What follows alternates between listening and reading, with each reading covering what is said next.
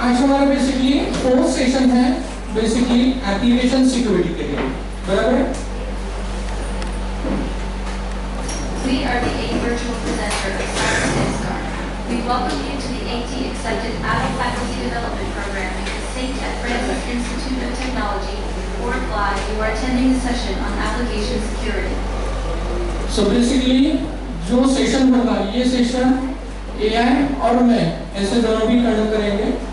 ये new faculty development programme है अटल का, तो इसलिए मैं भी हमारे को कुछ नए टेक्निक्स हैं उसके थ्रू आपको टीचिंग करूंगा। मैं बेसिकली हिंदी में बात करूंगा, कैरेक्टर्स इंग्लिश में बात करेंगे। ओके, तो काफी सारे हम टूल्स और टेक्निक्स यूज करेंगे, प्रैक्टिकल्स देखेंगे। जो मेरा एक 25 से 30 साल का एक्सपीरियंस है इस फील्ड का, वो मैं आपके साथ बेसिकली यहाँ पे शेयर करूंगा कि एक एप्लीकेशन किस प्रकार से होता है, और वही एप्लीकेशंस एक पर्सन अगर यूज करता है तो वो पर्सन मतलब एक नॉर्मल इंडिविजुअल साइबर अटैक हो सकता है, पर वही पर्सन अगर एक गवर्नमेंट एम्प्लॉय होता है या किसी भी स्टेट केडर में वर्क करता है, स्टेट गवर्नमेंट में वर्क करता है या सेंट्रल गवर्नमेंट में अगर वर्क करता है तो वो बेसिकली नेशनल थ्रेट बन जाती है। और उसके साथ ही वो इम्पैक्ट जो है ये इंडिविजुअल सिटी के ऊपर या पर्सन के ऊपर ना होते हुए डायरेक्टली वो लेवल पे होता है।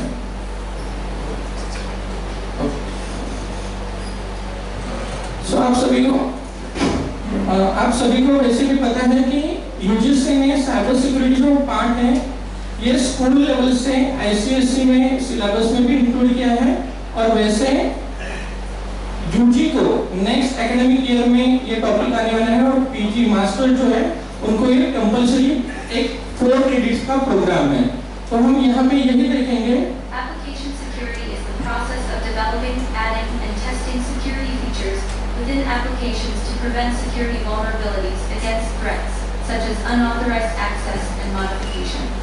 जो भी एप्लीकेशंस हैं वो एप्लीकेशंस हमें टेस्ट करना सबसे इम्पोर्टेंट है, और वही टेस्ट करते वक्त अगर उसमें बिल्ड करते वक्त कुछ लूपहोल्स होते, बग्स होते, तो ये बेसिकली साइबर अटैक का एक की पॉइंट होता है, और उसके थ्रू ही एक करियर जो है वो बड़ा क्रिएट होता है। तो वही करियर किस प्रकार से होता है ये हम यहाँ से स्टेप बाय स्टेप देखेंगे। आप सभी का सिस्टम चालू है पार्टिसिपेंट्स का, तो आपको ये सेशन में कुछ रिक्वायरमेंट्स है। आपका गूगल क्रोम ब्राउजर जो है वो आपको स्टार्ट रखना है, और मोबाइल का भी इंटरनेट जो है वो स्टार्ट रखना है। हमें ये देखना है कि एप्लीकेशंस और एप्लीकेशंस की सिक्योरिटी हमें बेसिकली देखनी है किस प्रकार से वल्नरेबिलिटी होती है। बेसिक सबसे पहले हम देखेंगे टाइप्स ऑफ एप्लीकेशंस। तो आप में से पार्टिसिपेंट्स बता सकते हैं कि कौन कौन से टाइप के एप्लीकेशंस होते हैं? आपको बेसिकली ट्राई करना है, गलत हो गया तो भी कुछ प्रॉब्लम नहीं है।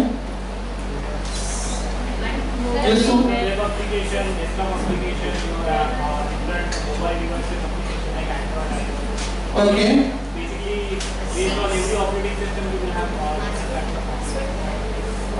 ठीक।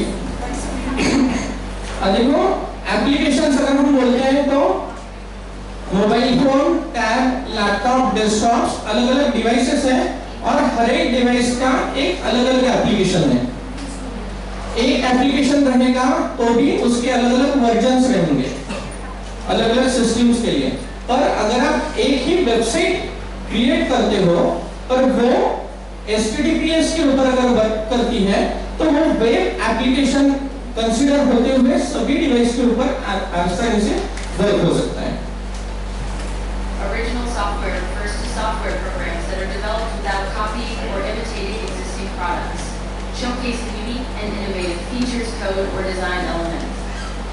उसके साथ में ये भी पार्ट इम्पोर्टेंट देखना है कि अलग-अलग हार्डवेयर के ऊपर जो वर्क करने वाले सॉफ्टवेयर है वो सारे के सारे जो सॉफ्टवेयर है वो ओरिजिनल सॉफ्टवेयर एक इम्पोर्टेंट पार्ट है।